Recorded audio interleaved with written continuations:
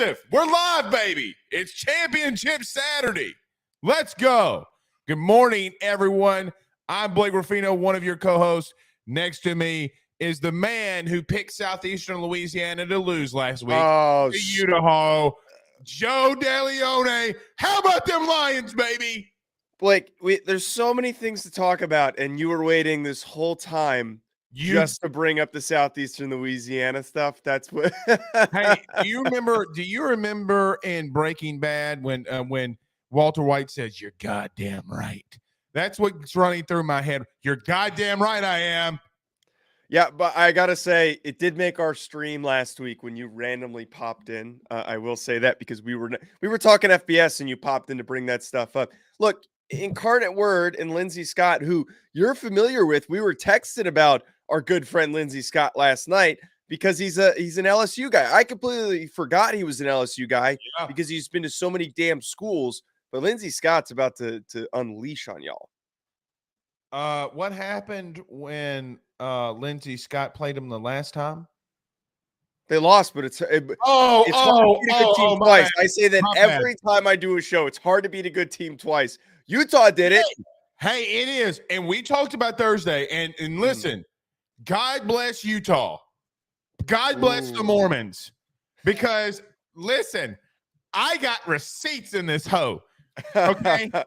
I am old enough to remember a time when you and little old Jared Wilson try to tell Big Daddy, USC's a good team. The game's got to matter.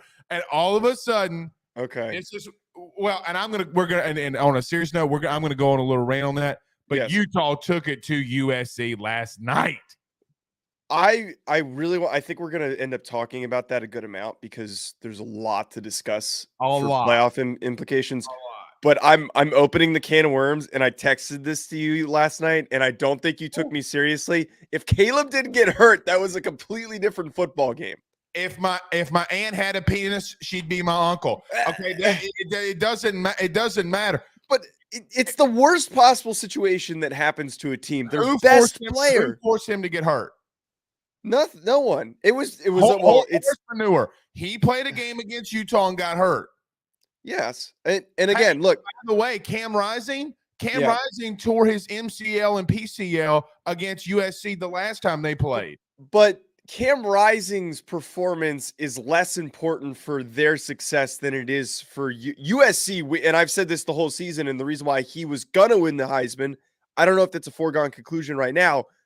He's the reason why they win football games. He runs around. He's Patrick Mahomes. He jukes everybody out, and then he makes the crazy throw because everyone's open after 10 seconds of running around. But the minute he couldn't do that, that offense can't operate. So without him, they're useless. We know that that defense is terrible. They have to be off the field. The minute that they're on the field for too long, they were screwed. But that's my point, is that if he's not banged up, if he's not dealing with a hamstring injury, they're probably winning that football game. I'm happy, though. I'm really goddamn happy as a Notre Dame fan to see them lose in that fashion after the stupid fingernail shit. God, good riddance. Go home. Go play in the Rose Bowl. Okay. So we got a lot of SEC to get to. Yeah. Let me say this about that game last night, and I want to get to Jane Daniels. I got some news. Here's my get off my lawn moment. Okay. I've said it. Look, we just accomplished 600 episodes on AYS Thursday night. I said it on episode 1. I'll say it on episode 601. Pettiness will get your cheeks clapped. Pettiness will get you beat. And the simple fact that I lost a lot of respect for Caleb Williams in this incident, because one time's enough, or one time, okay, you know what, you're a kid, you make a dumb decision. 2 times, all right, now it's becoming a problem. And there's got to be, to me, there's got to be a level of respect for your opponent. Yes. Okay? There's just got to be that level of respect. Did you know when their center went down, Caleb Williams walked off the field? Yes, they showed that, which was to that point. Mm-hmm. So to that point, the guy that has the connection with him the most on the football team, on the field, your center, okay, is literally having an air cast put on his ankle and you walk off the field. With all due respect, Joe, like a little baby back, you know what? Yeah. Good riddance. Listen. Good riddance. I wouldn't, I don't care. And listen, people were bitching me out last night. Well, he can paint anything on his fingernails if he makes that play. Well, then the next play, literally the next play, he throws a pick to lose the game. Okay? Pettiness will always get you beat. Now, a quarterback that was injured that is playing today in the SEC championship game, Jayden Daniels. I am told as of late last night that Jayden Daniels is fully ready to go. Now, can he hit that ankle? Can it get messed up again? Yes, but we'll see. Pooh Bear just put in an update for the – go ahead, Pooh. You can put up the World Cup update. USA is pressing against the Netherlands. Already 2 or 3 shots on the goal. The real football. I'm kidding. It's a joke. Ladies and gentlemen, it was good morning. Don't ever come on a show with me. I'm being completely honest. I haven't watched any of it. Really? It's been on in the background. I haven't watched it. I hate soccer. I can't stand it. I don't know how anyone's entertained by it, but I will be US. You know why? You know why I'm entertained? Because you have the I don't mean this in a disrespectful way. You have the US's B and C athletes playing soccer, meaning like if John Morant, LeBron James, Odell Beckham, like if the United States had their real athletes playing in soccer, like grew up and we all played soccer, it would be like the Dream Team 93 or 94, whenever, so spare me that you think that, we have better athletes. The hell they don't. I will say this though. Manchester or one of those teams are selling their franchise $5.9 billion. $5.9 billion. The Broncos just got sold for like $3.5-4 billion. So just to give you an idea. All right. Right. So I do want to say that I do think that Jayden Daniels is ready to go. Let's talk on that one first, Joe, because we will talk so much in reference to the outcome of USC and Utah from last night. I'll give you the floor because I'll rebuttal it. I don't think we're going to see eye to eye on this one. As much Georgia film as I watched this week, they're beatable. I felt more angst for LSU against A&M last week because I know that LSU struggled with just things that they would do to them, especially on the defensive front. Mm-hmm. I think LSU can go there and beat them because my reasoning is because Georgia's really struggled with not containing an edge with Nolan Smith being out. Your thoughts? I need to ask you a quick question. So you just brought up Jayden Daniels' injury status, and we knew that he was in the boot. How severe was the injury before he's apparently going to be playing?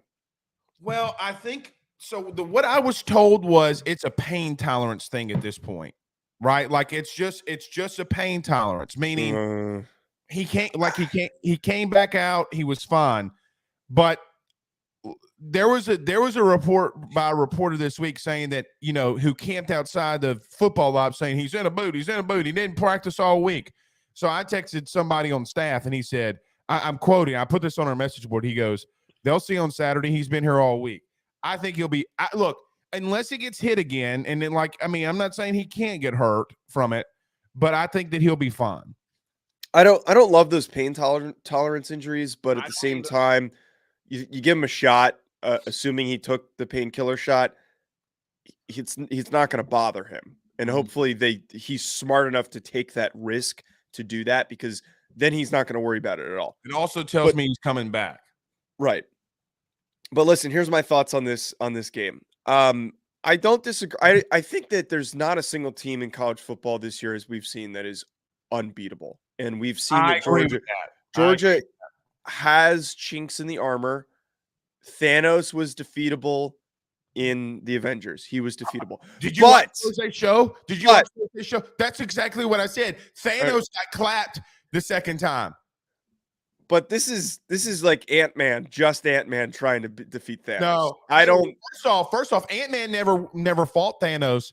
And don't ever compare LSU to Ant-Man ever again. Well, Ant-Man's a great hero, but he can't do it on his own. He can't do it on his own. Go to 4 national titles in 20 years and win 3 of them? That has nothing to do with it. My point is is that this is not the hero to bring to the battle to defeat Thanos. And look, as much Y'all as brought Captain America, y'all brought Captain America and Drew Pine, and you are not Drew Pine. What was his name? Who's the quarterback with the Saints right now? Got cut. Ian Book. Yeah, you brought Ian Book. You brought Ian Book to a knife fight. Yeah, I don't want to get into Ian Book. Look, my main point here, Blake. That's a little too close to home. My main point here, Blake. I'm trying. My main point here is, as I know that I have been classified as an LSU hater for some reason. All even right, though I'm a realist. Show you know that. Stop it. I am a realist in this circumstance. What we saw when Georgia played Tennessee. Did you read what our producer just said? He did bring the plan to beat Thanos. But he's not the one who's going to do it. He's the one who had the plan, yes, but he's not the one who's going to do it. They could have the right game plan, but they don't have the guys to win the game. No, LSU's more Iron Man-ish. Anywho, continue. I don't know if I agree with that, but my point is that we saw a similar-esque team in terms of quarterback play, athletes at various position groups, especially at receiver, when Georgia played Tennessee early on in the season. And we saw how hard of a time Tennessee had with Georgia. They were all over Hendon Hooker. Hendon Hooker had no time to operate. Jaden's a better runner than Hendon, though. I do agree that Jaden is a better runner, but he's also less of a passer than Hendon Hooker is. I don't have a lot of faith. And what is going to take this game to win is if Jaden, like you're talking about, is if he can really stress the edge defenders on Georgia's defense. That's what it's going to take. But I think just across the board, there are a lot of mismatches along the offensive line. That defensive line is so freaking good. If they're going to get defeated, it's going to be somebody in the playoff. I don't know who that's going to be because the playoff field is going to look so weird when it's announced tomorrow. But I just don't have the faith that LSU can be that team to get the job done. They've been really fun this year, and they're going to make a ton of progress in the coming years. And this is a huge selling point to recruits, to everybody in the fan base, that you guys made it to an SEC championship game. But this just isn't the year. Like, Georgia's Georgia, and they're great this season. All right, let me say this. So a couple things to say. I agree with you on some of it. Their interior defensive line is really good.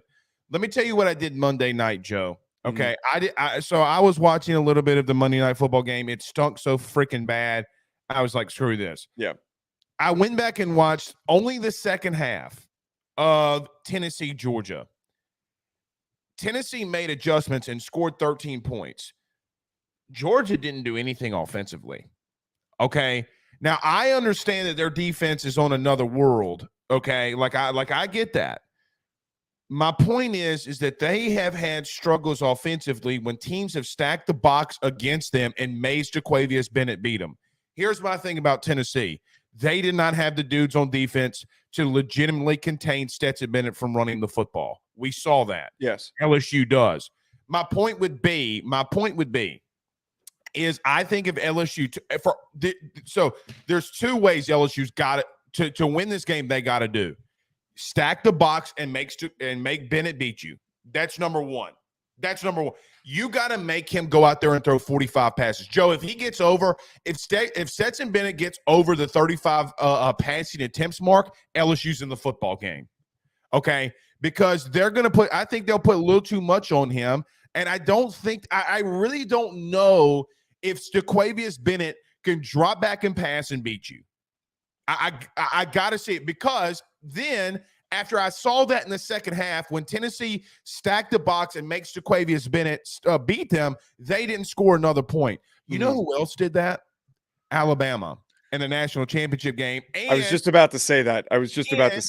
The stupidest thing that I think, Nick, so then I went back and watched the title game, and they got away from it. They were only putting 6 dudes in the box. Why they were doing that, I had no idea. Maybe they overthought themselves. There is a formula to beat them right now. Stack the box, make Georgia throw it to the dudes on the outside.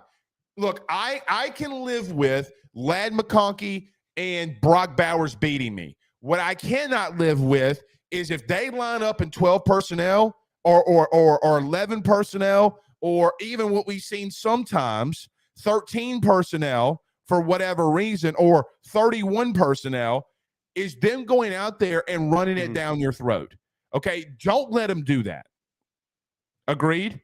Agreed. There's absolutely a formula to do it. And you just brought up what I was going to allude to was the national championship last year. Obviously different football teams because of how many guys left from that Georgia team.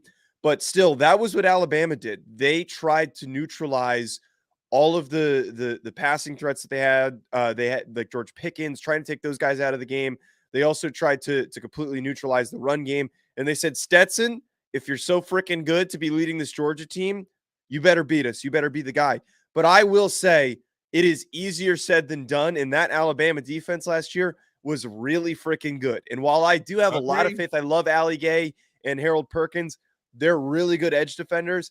I don't know how much faith I have in the rest of the company for that LSU defense. It's a very difficult task. There is a formula like you're talking about here to beat Georgia. It just comes down to the execution. I do believe, though, is if Harold Perkins has a huge day, he rips off multiple sacks. If he gets at least one forced fumble, you turn over this Georgia team. That's how you gain momentum. And the other thing, too, going back to Jaden, like he's got to play out of his mind. He's got to have a better game than the Alabama game. Like and I don't know if that's possible, but he needs to. Well, so I agree. So one, I think Mekhi Wingo is a better defender, run defender, and pass defender than Allie Gay, but I get your point. Yes. But I agree. And so, Joe, listen, I have been ripped alive this entire offseason. Pooh Bear, who's with us, our producer, it can attest to this. I've gotten ripped alive by LSU fans for apparently defending Jaden Daniels. Okay. Well, because, Joe, let me say this. I can live with him missing a pass if the next play he's going to run. He's going to have a 17-yard run. Okay, because sometimes you got to live with him missing the receiver to be able to go down the field because he's a playmaker. And once he gets in rhythm with his feet, then all of a sudden here comes that arm that's really good. My point is, in saying all this, he's got to throw the ball down the field. The biggest thing to me, and we brought this up a couple of weeks ago. You brought up what's the receiver? Ringo. What's his first name? The corner, or the corner. Ringo. Keely Ringo. Keely Ringo. Joe, he's not as good as everybody says he is. He is Trevon Diggs light. He's given up multiple plays. Oh, I don't know if I like. Oh, hold on. Okay, all right, continue. Sorry. Well, Joe, over the last 3 weeks, he's given up 60% completion percentage. I have a different comparison for Trevon Diggs, who was a. Yeah, I think Eli Ricks is actually Trevon Diggs, but that's fine. That's fine. I'm just saying he's more Trevon Diggs because he gives up a lot of big plays. You know who else? If Hendon Hooker could have hit those passes on Ringo to Jalen Hyatt, we're not talking about this. Yes. Joe, he got beat bad against Tennessee. He got beat bad in that SEC championship game. And it wasn't Jamison Williams that was doing it. It wasn't Jamison Williams that was doing it.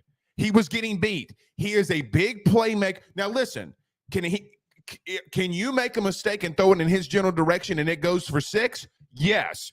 He is a big play corner. You got to attack him down the field. You know who else? I'm going to tell you something. Nobody agrees with me on this one yet. Malik Neighbors could have the potential to have a day on Ringo because I dare somebody to get physical with that shifty little wide receiver. Because if you miss, you're in deep shit. Ask Eli Ricks. So the reason why I'm pushing back on the Trevon Diggs thing. By the way, Emmanuel Forbes not getting on the Thorpe Award, everybody owes me an apology. He leads the country in interceptions. He broke the NCAA record for career pick sixes and season pick sixes. And someone's got to convince me that he's not the best corner in the game. I didn't see the Thorpe list. I want to pull that up. He's not on it. He's not on it.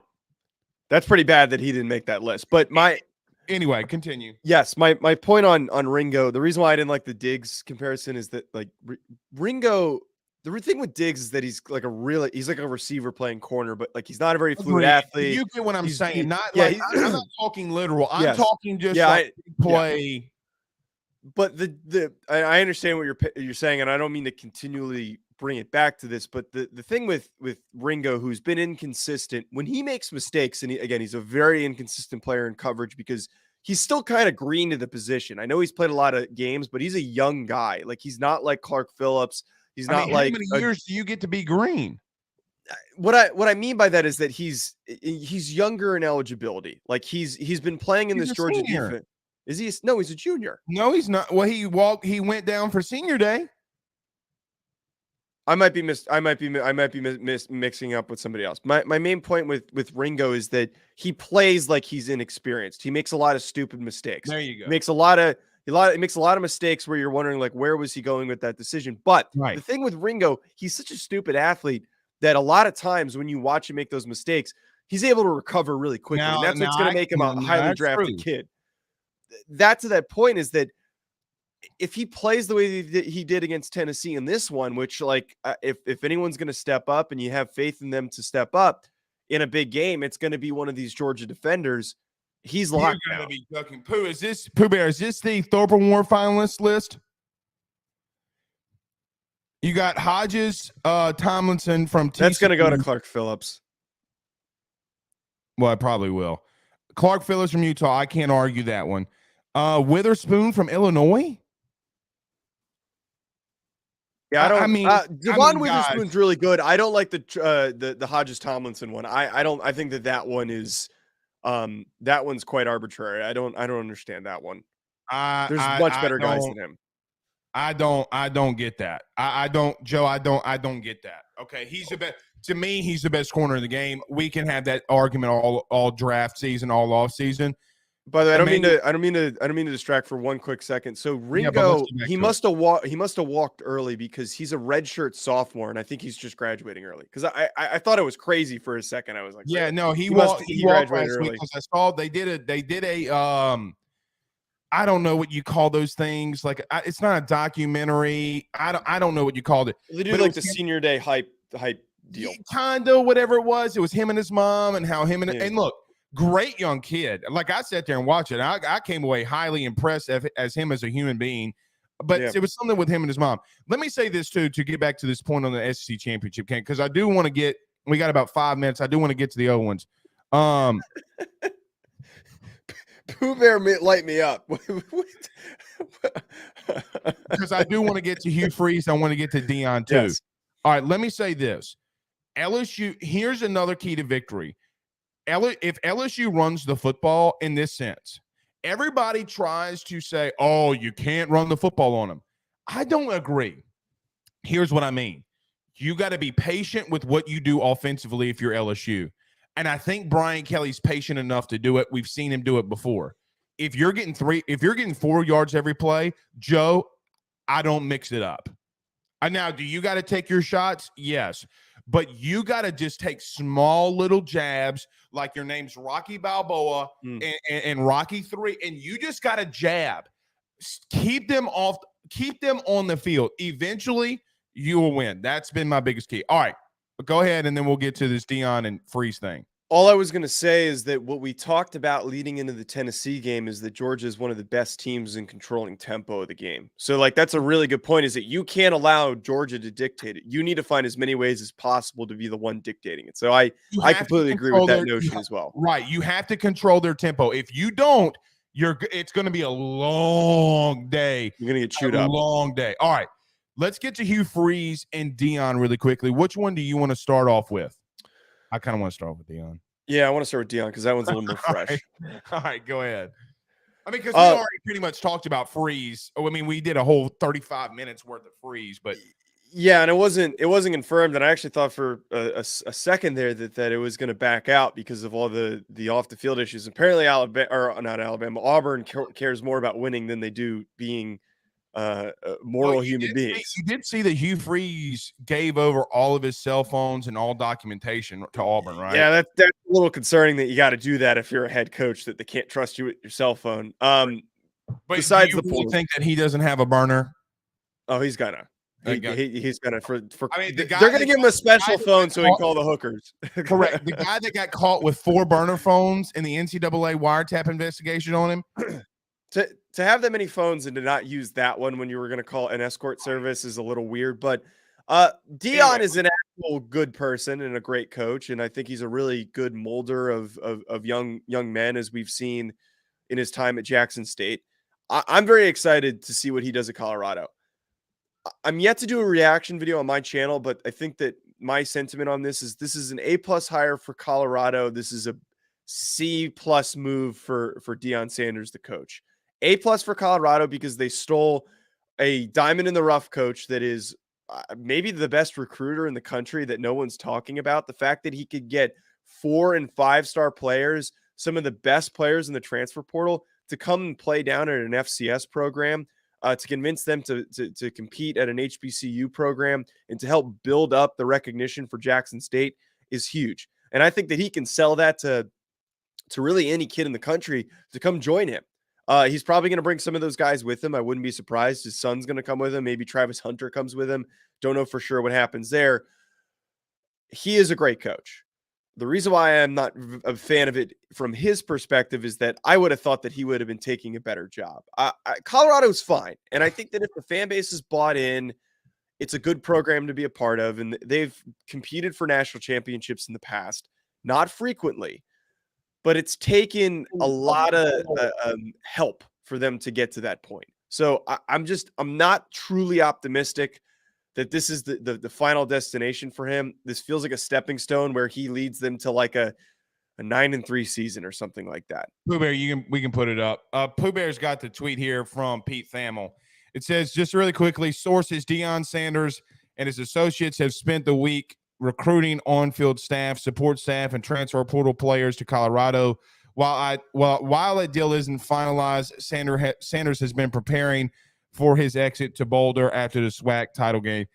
What's interesting is that video went viral with the Jackson reporter, like, can I catch a ride with you to Colorado? All that kind of stuff. Here's my thing. Colorado is paying him more than they were paying any other head coach in its history. Okay, they're making an effort and bringing his entire staff. Better. Yeah. Here, Joe. Listen, I've been in this reporting game since 2017. Let me tell you something that bothers me right quick. Pooh Bear brought this up to me last night, and I was drunk and I had too much to drink. And then when I woke up this morning, I thought about it. Something's off with Pete Thamel being the only one reporting it. I went and looked at Bruce Feldman. I went and looked at everybody else. There's something off with Pete Thamel being the only person reported. Here's my thought. Okay. I think Deion is telling because I made a phone call this morning at 7 when we went and had breakfast. I think that Deion gave it to ESPN and Thamel for a reason. Okay, I don't know what that reasoning is, but we do know that the Pac just got the bigger ESPN deal. I don't, maybe I'm being a little bit of a, what do you call that word? A conspiracy theorist? Yeah. Pete Thamel was also the one that broke the Deion Sanders news to Jackson State. Okay. But something feels off to me. I'm not saying a deal's not going to get done. I'm not saying he's staying at Jackson State, but something feels off. To your point about Colorado, here's where I think that he can have more success than anybody, because Deion Sanders is going to hit the portal and they're going to win 6 games next year. I'm calling it. Absolutely. He's going to be able to hit the portal and get, like our next guest, Israel. Okay. You mean to tell me that Israel wouldn't, players want to go play for Deion. I'd leave Southeastern and go play for Deion. I'm being honest. So I think that they can win 6 games. I will promise you this, because it's a long way away. If he gets Colorado, this Colorado team, who's the worst team in Power 5, if he gets them to 6 wins, I know it's only 6 wins, I'm putting him up for Coach of the Year. Absolutely. To transition from that, he 100%. But it would be otherworldly, Joe. Yeah, it'd be otherworldly. Okay. If he gets him to 6 wins or more, he might not be there for very long. Like, somebody else is going to call for him. Because that's a huge task to turn that program around to a 7-win team. Oh, if he gets to 6 wins in a year. If he so my buddy who very quickly, we got to get to Israel. Yes. My buddy that is works for one of the agency firms. I think you can put it all together for the coaching stuff. He told me Deion's goal, or if Deion gets to 12 wins in 2 seasons, somebody's going to offer him. Yeah. I might even be sooner than that, but that's it probably huge. would. That's huge. Let's get to our next guest. We haven't taken a break yet, so we got to get to our good friend Israel Troupe. I hope I'm saying the last name right because we're French down here. Troupe, you come down here. Wouldn't be Troupe. French. Troupe, yeah, baby. Okay. Crawfish. We gotta ask. All right, we gotta ask. Let's talk about good friends over at BetOnline.ag. We return in 1 minute with your good friend. Let's talk some Georgia LSU more next. BetOnline is the fastest and easiest way for you to wager on all of your favorite sports, contests, events with the first-to-market odds and lines. Find reviews for all the news for each league, including Major League Baseball, NFL, NBA, NHL, combat sports, college sports, esports, and even golf. BetOnline continues to be the top online resource for all of your sports information for live in-game betting, props, and futures. Head on over to BetOnline today and use your mobile device to join and make your first sports bet. Use our promo code Bleav50, that's Bleav50, BLEAV 50, to receive your 50% off welcome bonus on your first deposit. That's betonline.ag, betonline.ag.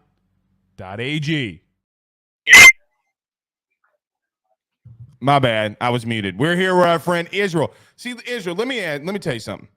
Okay, if you were down in New Orleans, I would pronounce your name differently. Okay, but we're not in New Orleans right now. Is it Troupe or Troupe? How do you say your last name? It's Troupe. Okay, because if you're gonna come down here to New Orleans, we're gonna say a little bit differently. I'm just gonna let you know. What's up, buddy? How we doing this morning? I completely understand, man. Louisiana people a little different, so I completely understand. I mean, listen, you know that there's a little bit of bourbon in this cup right here. I mean, this coffee. I don't expect anything less. Israel, we do have a massive game here today. Now, listen, I don't know how much you caught of our last segment. Nevertheless, I think that this is going to be a really good game between LSU and Georgia. Every time they play, it is. I guess when you see it on the surface, you see LSU, you see Georgia. What do you see how this game's going to turn out? Man, I see two great teams. Honestly, I think LSU got caught looking ahead when they played Texas A&M. I think that's their only downfall. But I think they're going to come out firing in this one.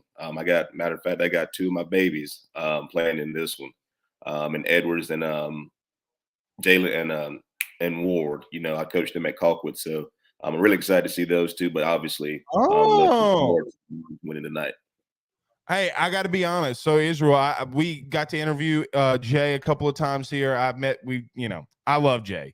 That him being moved to the slot's a big deal.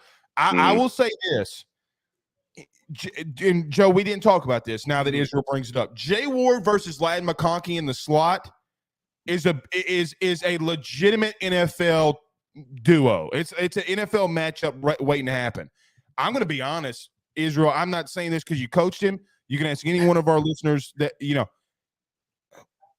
go ahead and think you can do some stuff on Jay Ward now.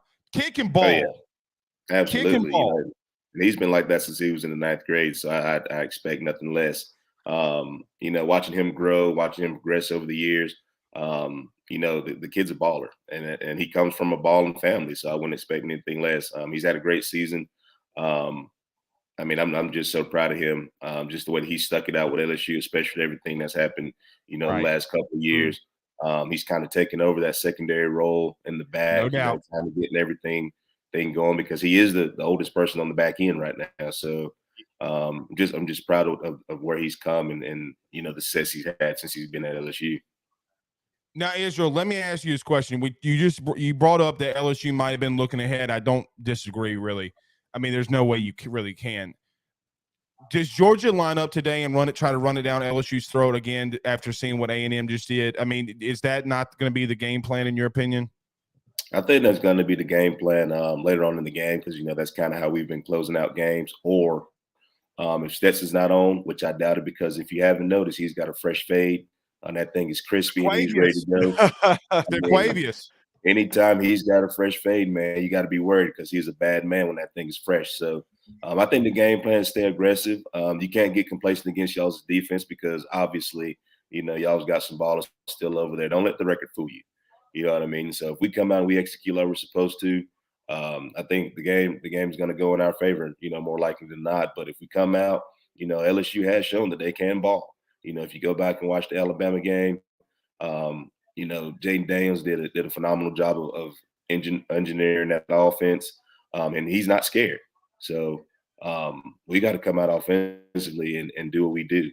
We got to establish a line of scrimmage because, as we all know, y'all's front seven is still LSU's front seven.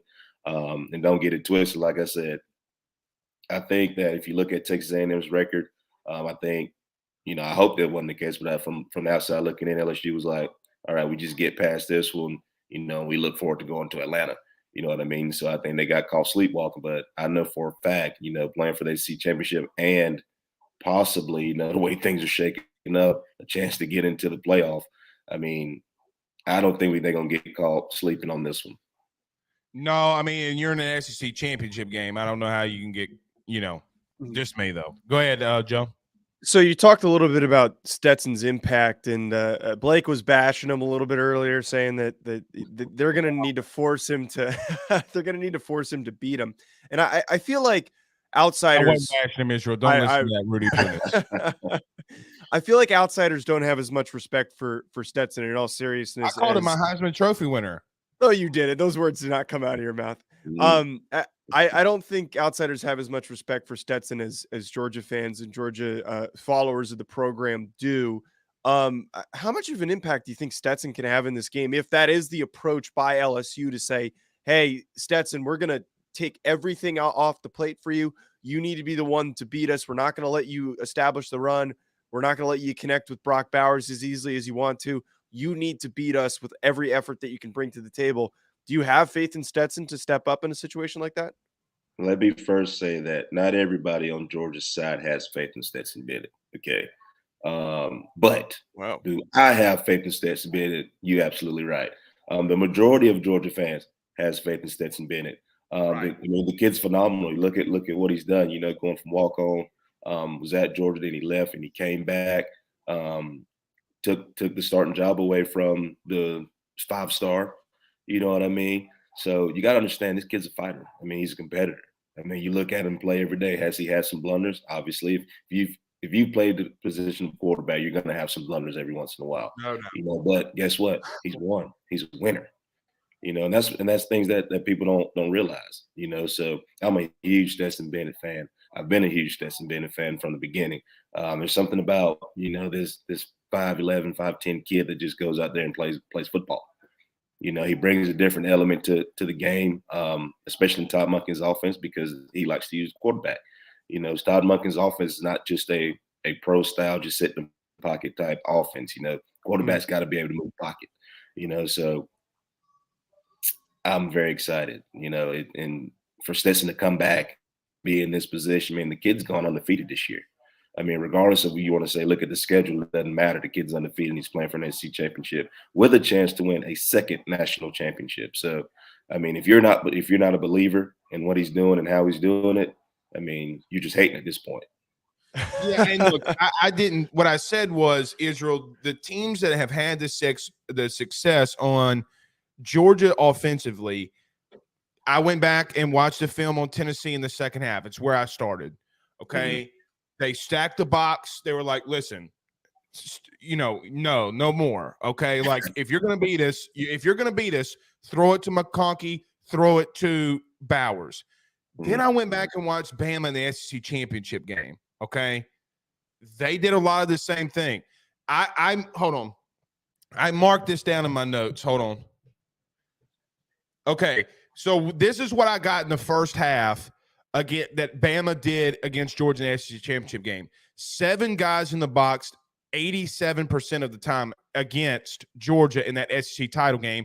They made Stetson beat them. Okay. My point was you got to for LSU to give themselves a fighting chance. If LSU does have the DBs like Jay Ward and others, you got to stack the box and say, Jay, you got to go one-on-one with Lad McConkey. I mean, because really, Israel, there's not another game plan for LSU. They don't have the depth right now because they only have 60-some scholarship players. That's the only way that I see that you can do it. No one's saying Jaquavius can't do it, but you know who else did it? And this is the last game I watched Thursday. Missouri did the same thing. Blake Baker was at LSU last year.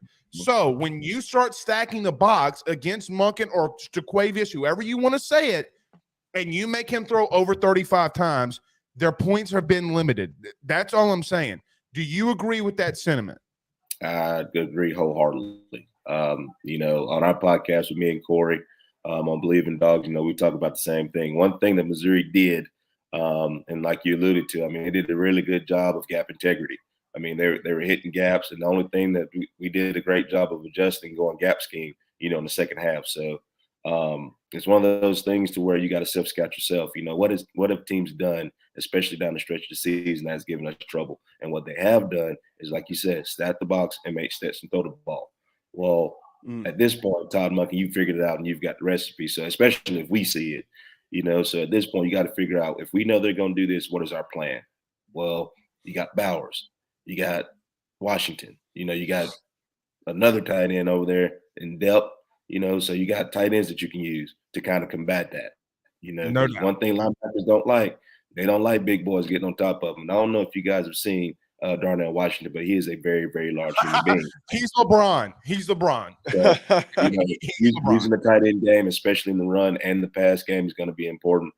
Stetson getting in rhythm first, screen passes, things like that. The screen we've kind of abandoned lately has been really good to us, so we've got to get back to that. That's the quickest way to get people out the box, is to make them cover a space. All right, so that's one thing. Now, he's going to have to be on point with his touch passes too. Wheel routes. He missed Washington last week, which I don't understand how you miss a 6'9" kid running down the sideline like Washington, but he did. We got to get him in rhythm. And once you do that, and you got to expand the box after that, now you can start hitting with runs. Now you can start hitting with play action. So it's all about the game plan today, because at the end of the day, LSU is going to come in ready to win this football game. So you're not going to get the team that you played against. Yeah, I'm sorry. I thought you were done. That's my bad for walking on you. I'm sorry. Go ahead. I'm sorry. The last question that I had, and since we know that Georgia's going to win this game, who would you rather have to face in the first round? I'm trying to spite Blake here, but in all seriousness, don't trust a long snapper, Israel. Okay, you just don't. Continue. Hey, we're always consistent. That's all I got to say. Absolutely. Now that we know that USC is probably out of it, the way that they played last night, I don't see an argument that USC is going to be in this. So probably not going to be Georgia's first round matchup. If you're Georgia, who would you rather see in the first round? Like, do you want to see Ohio State, or would you rather see Alabama? Because those are the two teams that are getting kind of brought up as that last team that can sneak in. So, like, in Georgia's perspective, who do you think is the more beatable? They want Bama. First off, let me say, I don't think a 2-loss team should be in the playoff when you're not a conference champion. That happened to Georgia a couple years ago, and I said the same thing about Georgia. They should not be in the playoff with 2 losses and not the conference champion. Okay, so now it goes to Ohio State, and hopefully TCU wins tonight. And now I think Ohio State gets bumped out. Now what happens if TCU loses? Do you bump them out too? Or do they go to 4 and then do you put Ohio State up? So the committee's got their hand full right now. But at the end of the day, I'd rather it be right. I think Ohio State is deserving, even though they took that shellacking by Michigan. It is what it is. But I firmly believe you can't put a 2-loss non-conference winner in the playoff. You can't. Now, 1 loss, kind of like what they did Alabama a couple years ago. I understand that because they were one of the best teams in the nation at that point. But if you're going to take Tennessee, who beat Alabama, and put them behind Alabama, then that's not right. That doesn't make sense to me. Whether or not how they lost to South Carolina, that really doesn't matter. At the end of the day, they beat the Giant at home. So I still think that Tennessee should be ranked above Alabama. But they're going to find a way to try to squeak Alabama in this thing, and it's not. No doubt. I don't like it. I don't like it whatsoever. Well, Israel, I agree with you. And here's been my entire point the entire year, okay? And so just stay with me, and we got Jenna coming up in just a minute. If TCU loses tonight, okay, number one, Joe DeLeon, my co-host, poor guy, he's going to get a social media beating. Oh, yeah, I'm not prepared for it. But my point is, if they lose tonight, my whole thing has been, okay, to me, if you have a loss in the Big 12 when you face that schedule versus regardless if it's Tennessee or Alabama, at this point, I really don't care. Either Tennessee or Alabama, in my opinion, they deserve to be in more than TCU. My point is I feel like Joe, my point, Israel, you played in the SEC. Is it not the toughest conference in the country? I mean, TCU's playing toilet paper water out here in the Big 12. Kansas is the best team that they got to play. Kansas, That's not the best team that they've had to play, and you know that. Kansas State is that. Kansas, if they lose to Kansas State tonight, Yes. if they lose to Kansas State tonight, Tulane beat Kansas State. Spare me. Utah, It's still a one-loss team, though. You can't just hold on. The Pac-12 champion Utah Utes went down to Gainesville and got those cheeks clapped. I don't disagree with the premise, but the problem is that we're removing Israel from the conversation. I just don't agree with you. I'm going to leave it at that. We're going to talk about it later. Do you believe a Tennessee or Alabama, if TCU loses tonight, should get in? That's the only question. No. Okay. Well, only from, like I said, 2-loss team. I agree with you there. Didn't get in. But would TCU be a champion of their conference if they didn't win today? So what my question would be to you, Israel, like how do you equate that? I guess it would be my question. If they lost today. I guess a 1-loss TCU team should still be in their 3, so I would assume they would go to 4. I don't know. It's real. It is really, really tough right now, and I'm glad I'm not on the playoff panel right now. I tell you that. Well, here's the question. That out. Here's the thing, though, Israel. Us 3 deserve to be on the committee. A mathematician from UCLA does not. That's on my own. Yeah. That's just Yeah. You know, them smart people, man, they get all the good jobs.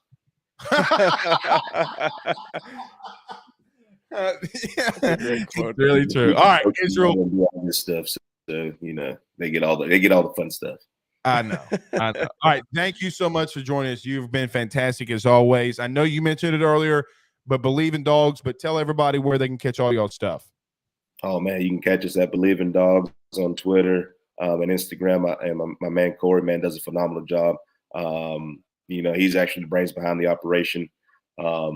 And I thank y'all for having me, man. I want to give a shout out to our Ware County Gators, who will be representing 5A on the other side and playing for state championship next Saturday. So that's probably why my voice sounds so funny right now, because I was hollering and screaming last night during our game. But it's been an exciting time, and you know, Gators win, Dogs win, Green Gators, Ware County Green Gators. Okay, you know, Dogs win tonight. It's going to be a great weekend for the Troupe household. I love it, man. Israel, there's nothing better than high school football. I didn't, Absolutely. You know, it's so pure. It was wonderful, man. It was great. Confetti flying, fireworks going off. It was wild. All right, I lied. Last question. Where does Georgia play their state championship games at? Do they play it in Mercedes-Benz? We used to. I think they're trying to get it back next year, but we're actually playing at Georgia State now. Oh, okay. Huh. What was the reason for the move? Something about Arthur Blank got mad about something. No, I'm just kidding. But it was something. That would make sense. But that's why I don't stop at Home Depot as a Saints fan. Just throwing that out there. Absolutely. A couple years ago, we had a big snowpocalypse down here, and I'm thinking a lot of money was lost, and I think it got too expensive or something like that. So we moved it over there to Georgia State. But I think next year, I think they got the logistics figured out, so we'll be playing it back in the bins next year. Nice. That's awesome. All right, that's Israel Troupe. Thank you, buddy. Thanks, We'll talk to you soon. Follow, man. Go Dogs. Go Dogs. Game. All right. Listen, I've been watching Jenna's reactions over here. Okay, during the segment. I mean, she must be watching the World Cup, because all I see is like, you know, like this, like is she like, hey, what the fuck are you doing over here? You know, like that's what I'm saying. Yeah. What the fuck are you doing over here? I gotta be honest, there's a reason why I went off to the side twice, is because she did like that number right there, and I'm like, oh, she mad.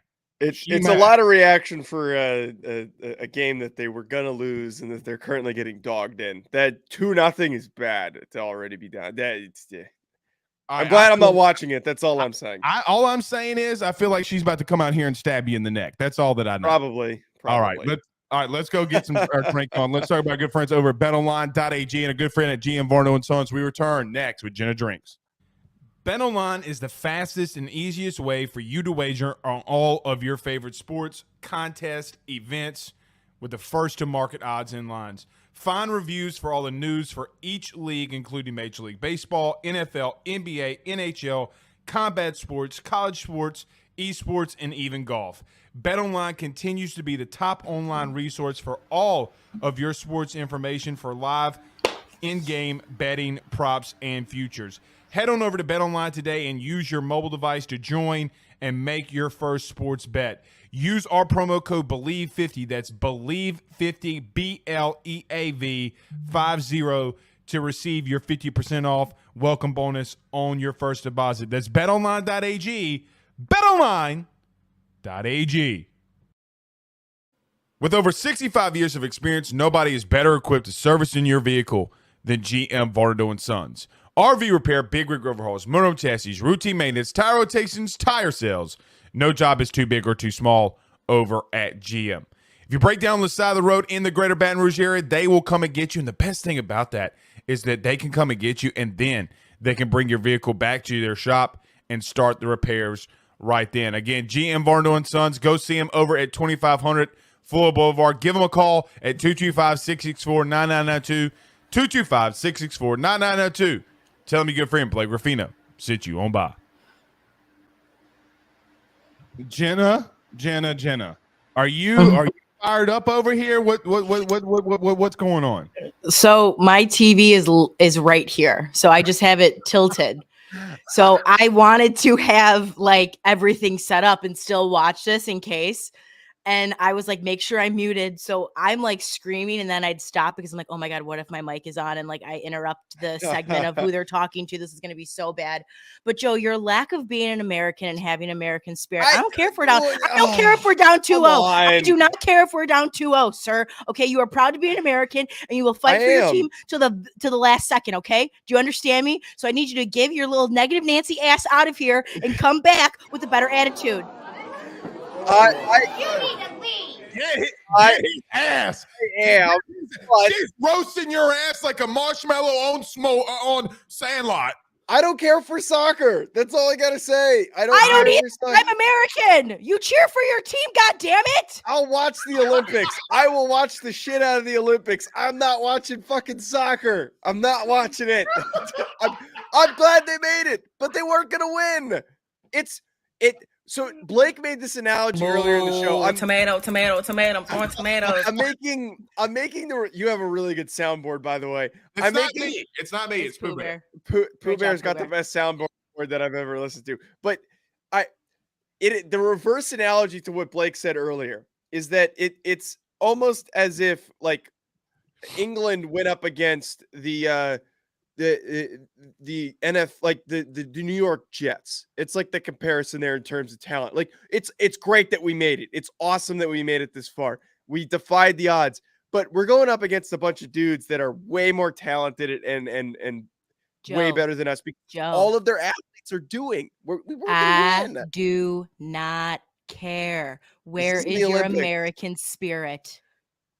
I'm happy. I'm glad that they made it this far, but the expectations weren't very high. Who hurt you as a child, man? I don't get it. I just hate soccer. I hate soccer. It's the stupidest You can hate sport. soccer and still be American and cheer on your team, okay?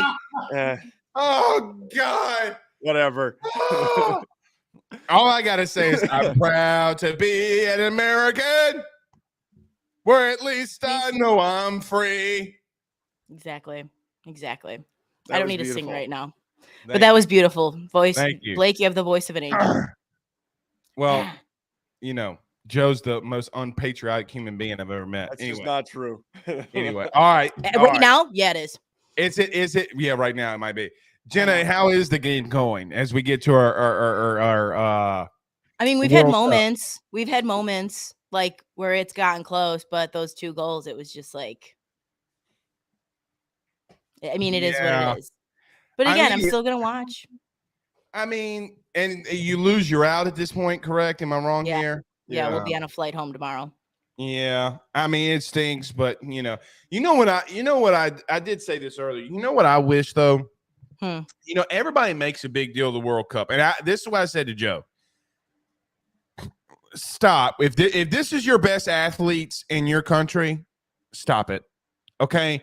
Like, because if LeBron James, Odell Beckham, John Morant, Mike Trout, Aaron Donald went out on the soccer field, with all due respect to the Netherlands, daddy's coming.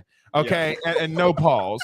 So all I'm saying is, the only thing that I hate about the World Cup is they're like, these are the best athletes in the world. Bitch, have you ever tried to dunk on LeBron James? Absolutely not. No. Have you ever tried to hit a Noah Syndergaard fastball? Okay? So spare me, bitch.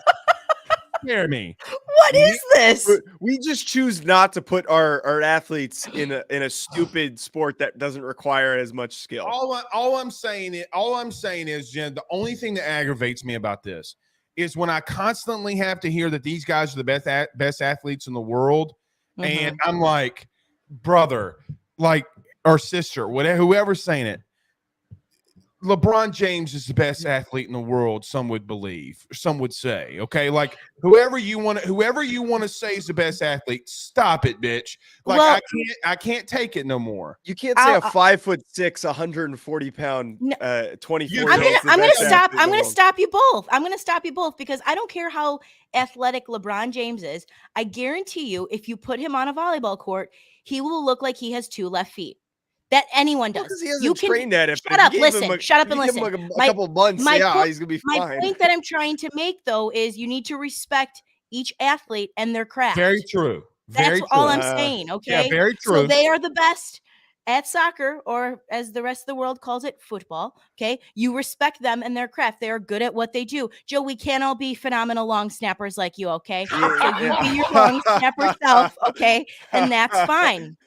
Okay. See, this is why I'm an American, though, is I'm very entitled. My thought is that our best athletes, you throw them out there, we're gonna kick your ass if they spent their whole lives training at it. It'd be 45-0 against the Netherlands. If we only had soccer, LeBron would be dropping 5 goals a game. I truly believe that. That's. But I agree with you though, Jenna. You can't Yeah. You have to respect everyone's craft. Okay. Okay. I'm not gonna pretend I can go out there and swing a golf club. I know I can't. You know what's interesting about that? Either. It's interesting you say that because I don't know how to make drinks. I know pour and it's a good thing that I'm here, and you both hopefully respect my craft. Come on now. I mean, I know you do. I definitely respect that. I would 1,000% respect that more than I respect soccer. So listen to me. I don't know who's going to need the drink more this week, me or you. The reason I say, Jenna, that it could be you. The Astros are going to Astro. Okay. I don't want to talk about it. Well, you're going to have to because I'm bringing it up. I know it's fine. How's the White Sox feeling right now after this? We're sad. Everyone's really sad. I think what's more sad Did he really say it's too cold up in this bitch? I'm out. No, did he really say that? Okay. No. So there was a the last game of the season, they had played his last walkout song that they played "You're Simply the Best." So it was kind of like, okay, I know his contract's up, but like, we're really not going to like give him anything. Like, are you guys kidding me? Like, this man wants to retire in a White Sox uniform. And then there were speculations that the team was ready to part ways with him.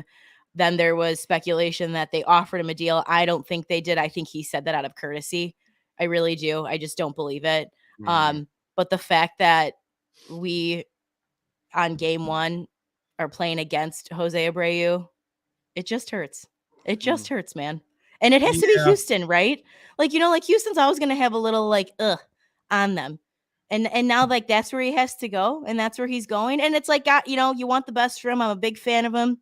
But like, if they win a World Series this coming year, I'm going to be sick to my stomach. I will be absolutely unwell the month of October. The Astros, from a baseball term, they're the shit stain of America. They are. In my opinion. They're the shit stain. You legitimately cheated. Okay. And look, Louisiana's nothing full of Astro fans. You cheated. There was no real true repercussions from it. So Yeah. I don't have, Blake, everybody else is doing it. Well, I don't care about that. All right, Jenna, It hurts. let's do this thing. Let's make this drink. What we got today?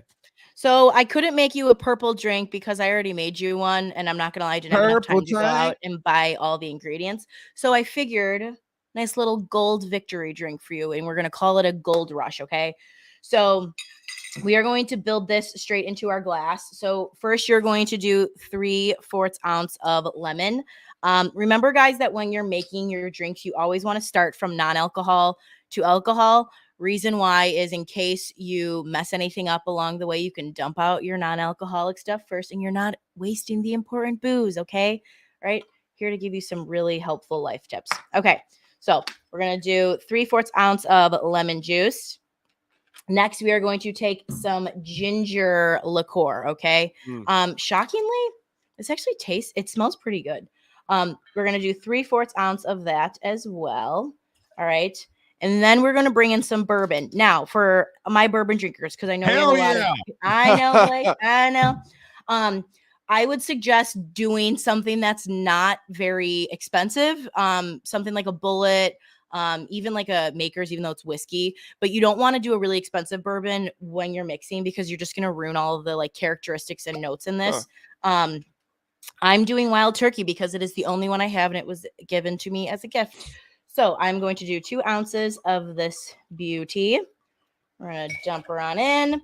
And then because I feel like getting really fancy for LSU, even though you guys probably aren't going to do anything, but never mind.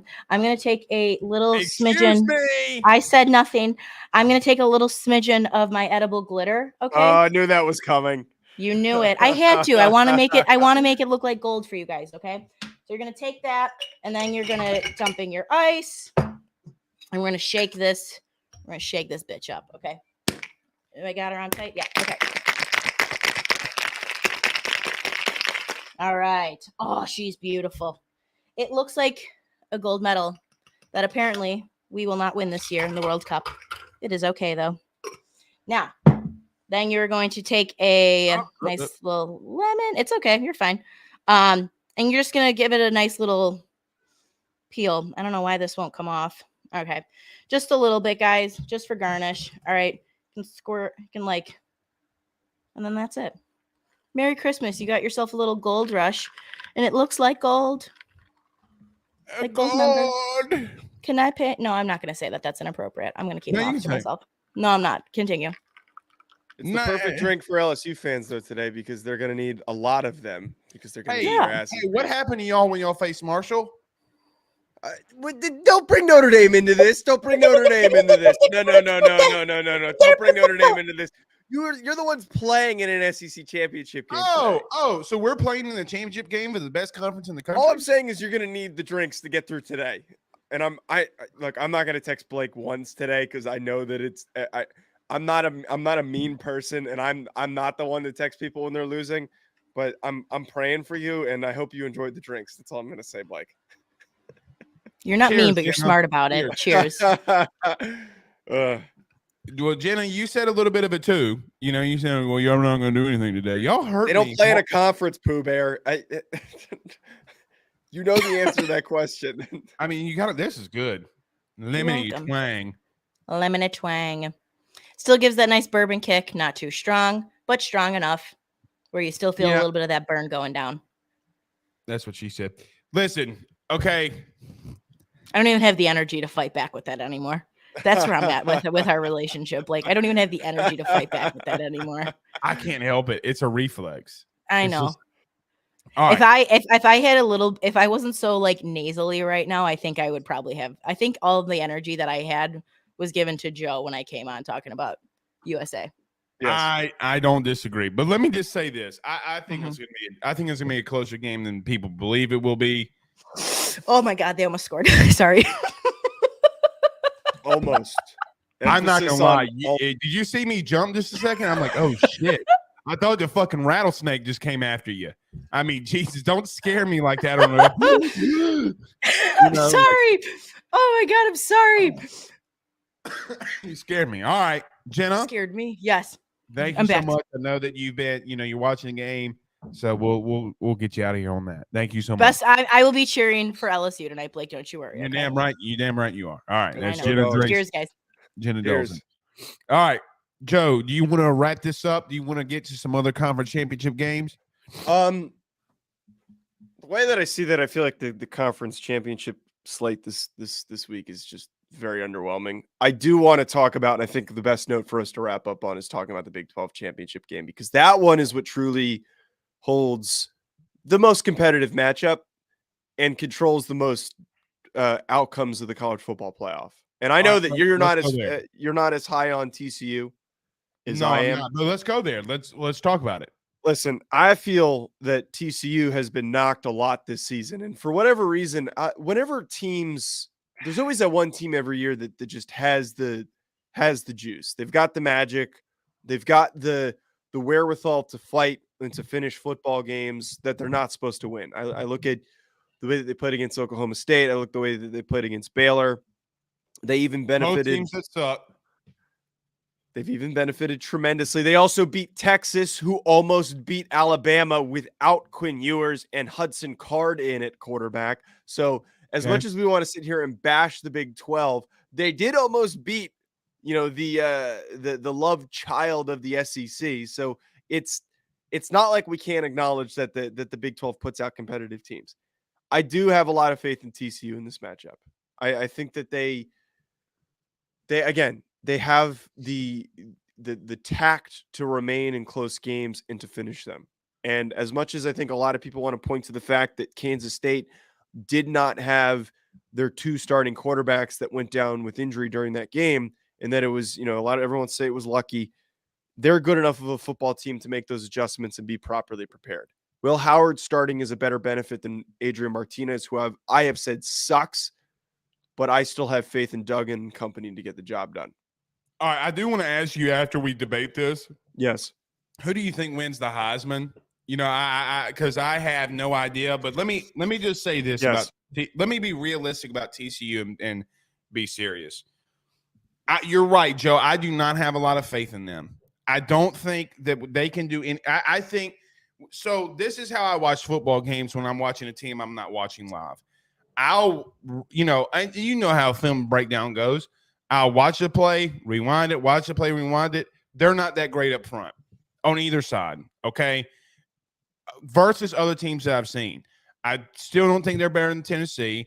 I still don't think they're better than Bama. I know for a fact they're not better than Ohio State. My point is if they lose they're not better than Ohio State. They're not better than Ohio State. Listen. Okay. Listen. People shitted on me, pause, but about USC and about all this kind of stuff. There are levels to when you watch the interior of an offense and defensive line, what happens? They're not there yet.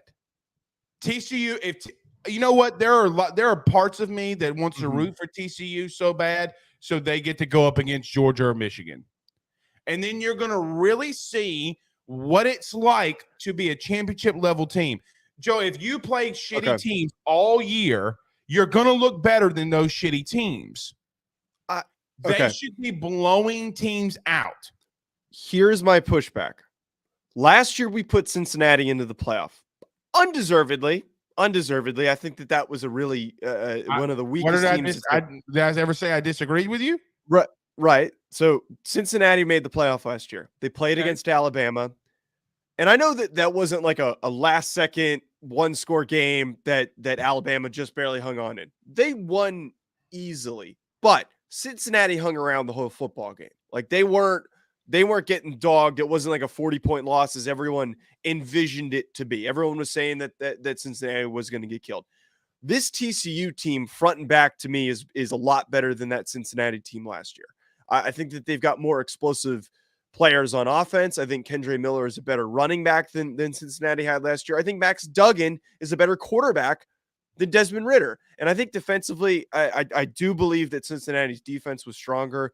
I look at TCU's offensive line, especially Steve Avila, who I am a big supporter of.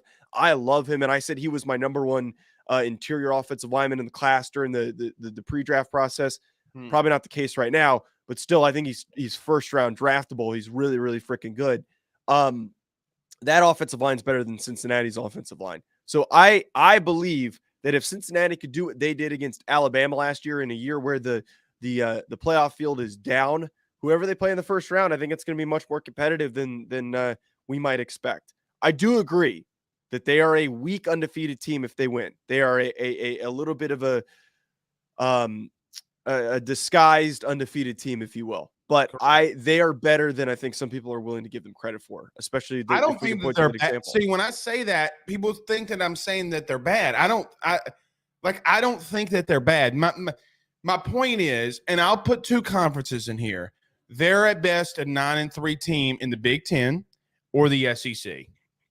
You know that, and I know that. In the SEC, yes, but I don't think the Big Ten, because the Big Ten this year was really inconsistent. I think Penn State would give them a run for their absolute money. I don't agree with that. Sean Clifford. Okay, well, they haven't won a top 25 game. Maybe you're right. Okay. Do you think, I'm not a believer. I'm not a believer.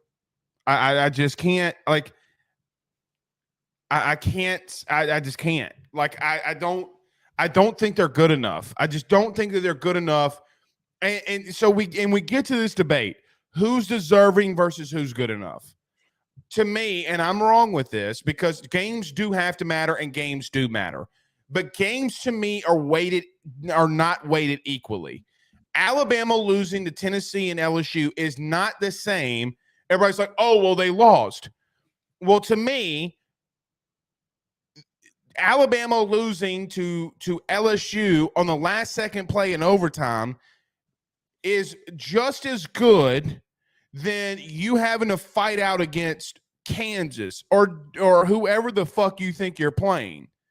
Because LSU's better and Mississippi State's better than any of the teams that they'll see. They just are. Yes.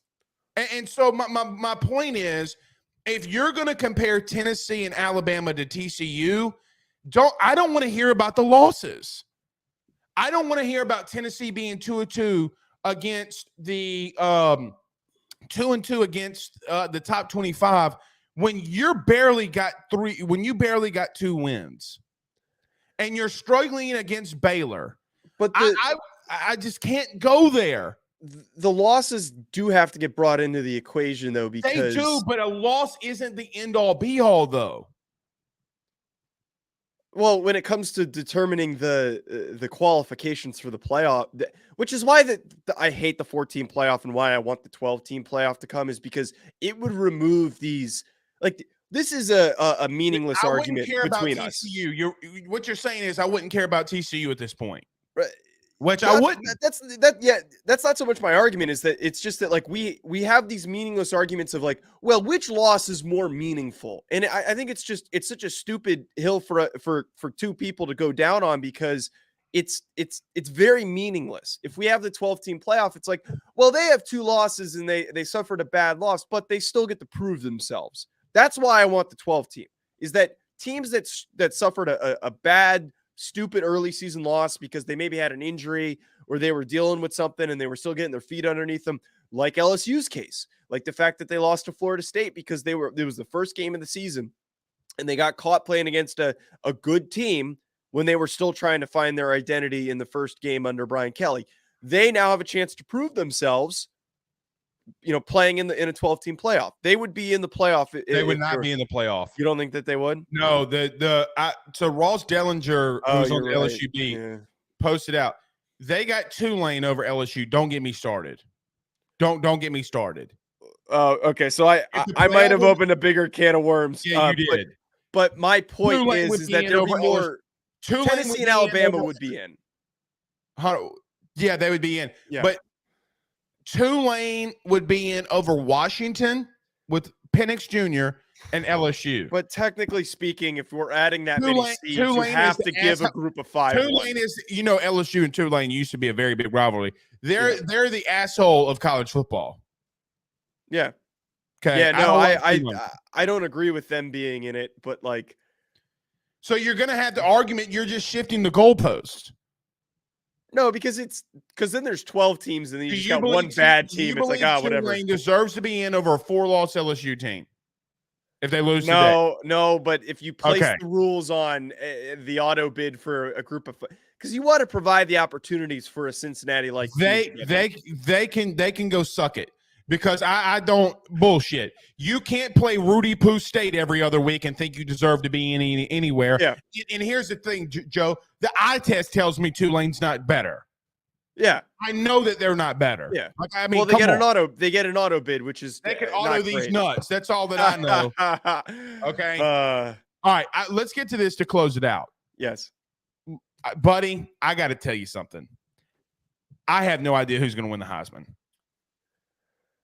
And I don't know what's going on with your camera, but it looks like you're in the Matrix. I don't. It's been doing this the whole damn show, and it's been I know. bugging the hell out of me. I think it's just like the mistreatment of the equipment by my coworkers. Well, I'm going to punch him in the face. Anywho, I might. What's going on? What do you think is going to happen in the Heisman? Because if TCU loses today and Caleb Williams lost last week, does Drake May win the Heisman as a freshman?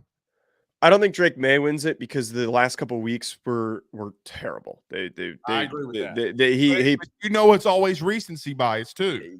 Yes, if they win the ACC, that's going to help his case. There was a really good argument that was brought up on the Pac-12 championship game, as bad as that broadcast was. They did bring up that the voting already started, and with a lot of really old and out of touch voters that are going to just be making decisions based on who they hear everyone talking about on the radio, and everything's going to be kind of handed to them. We've seen bad picks be made. I feel that Caleb Williams has already been voted by enough people that he might get handed this one.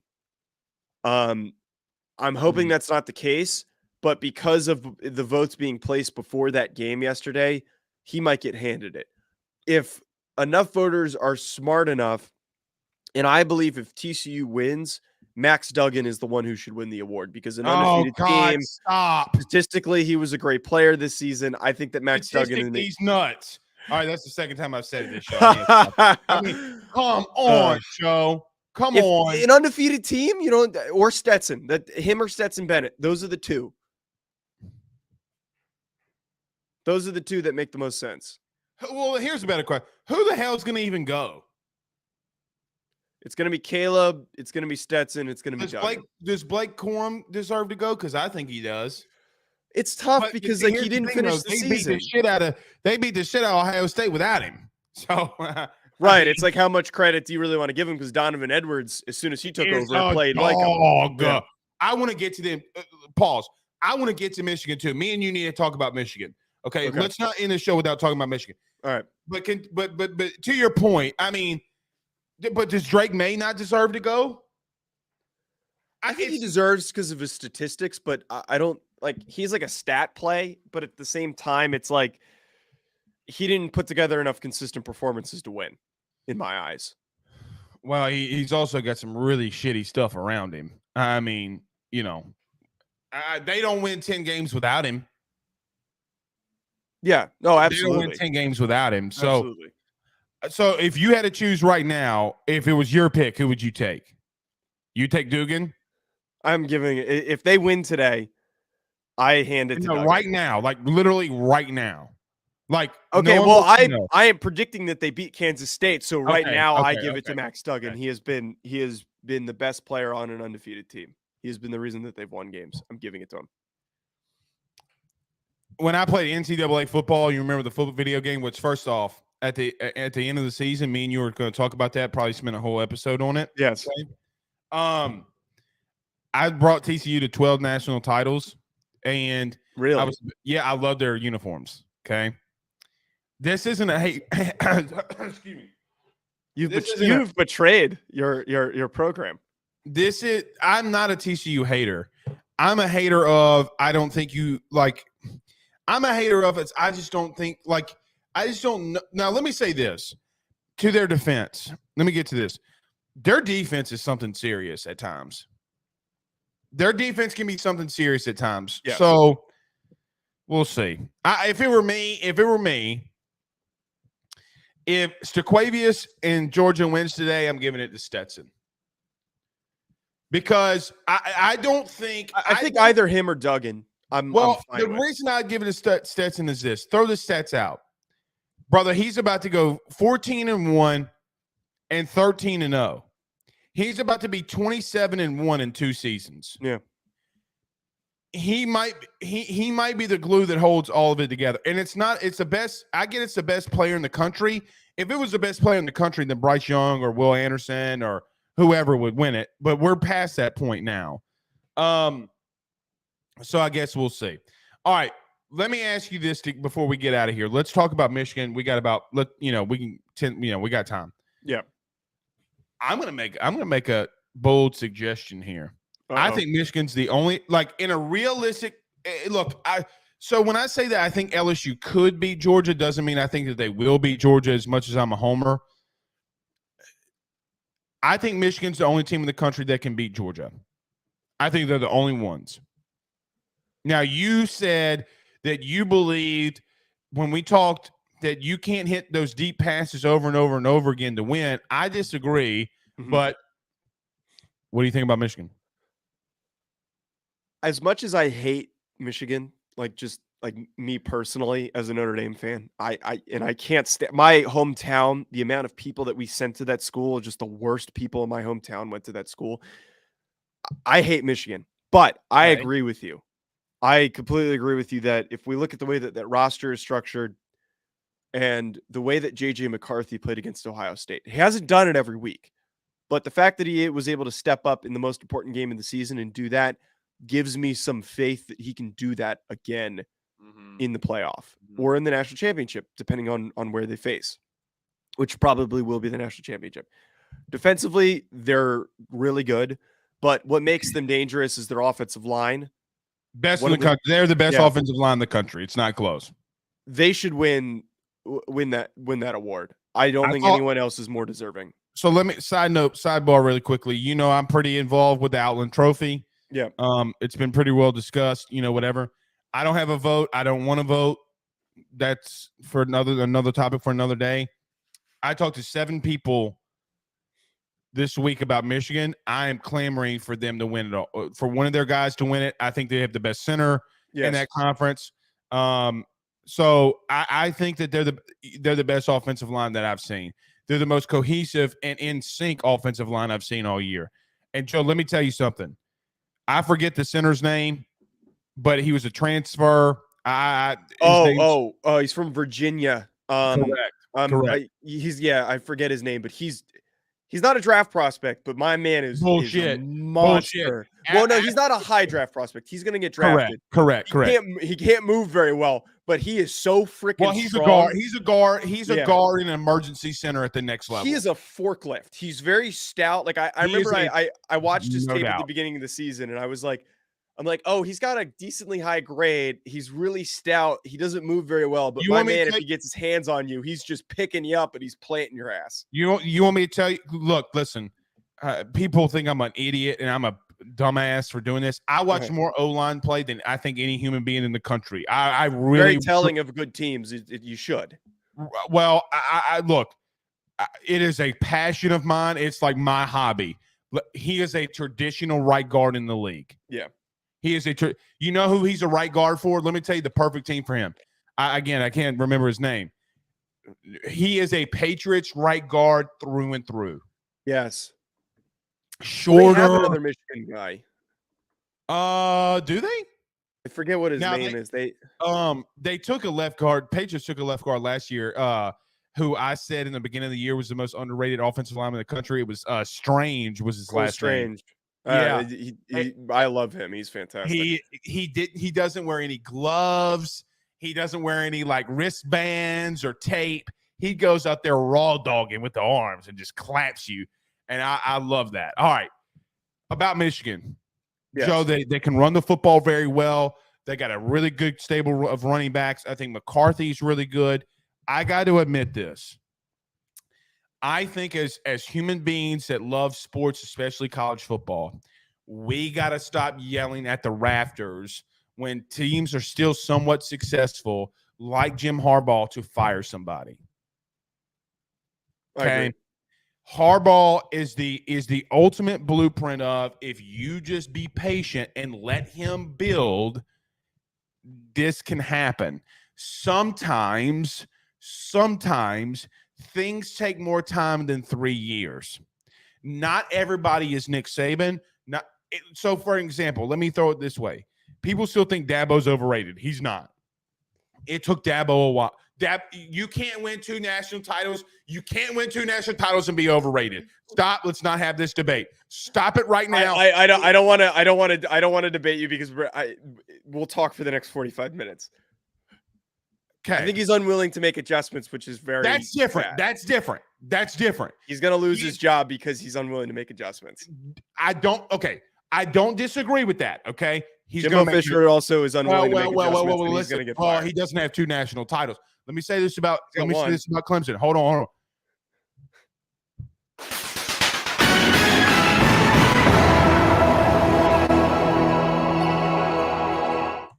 Dabo's going to make massive adjustment in the offseason.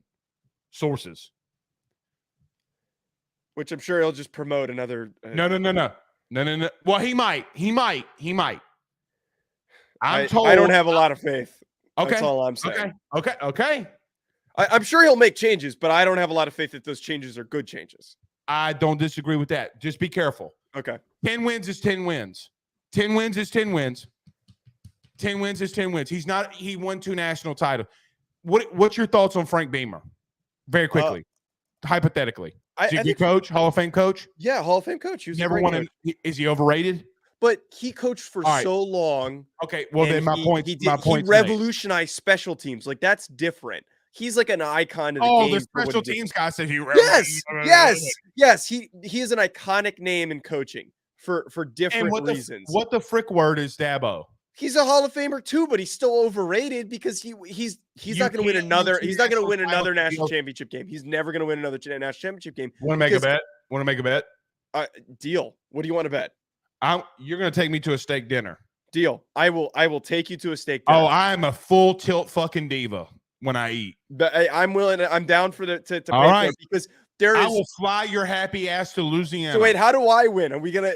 I will fly your happy ass. Let me tell you something. Yes. You will sleep at my house. I legitimately will fly you to Louisiana and give you the full Cajun experience. So do I win if Dabo's fired? Is that how that works? True. Fine. That's fine. It ain't gonna happen. He's not gonna win another national championship game because he's doing the same shit that Dabo or Jimbo was doing, where he keeps saying that won 2 years without a national title. So is Nick Saban. Is Nick Saban overrated? No, because Nick Saban is at least willing to make adjustments. And by the way, there's a change that they're going to be making in the offseason, and then I'm going to tell you Bill off O'Brien. air. No. There's crazy shit that I'm going to tell you off air.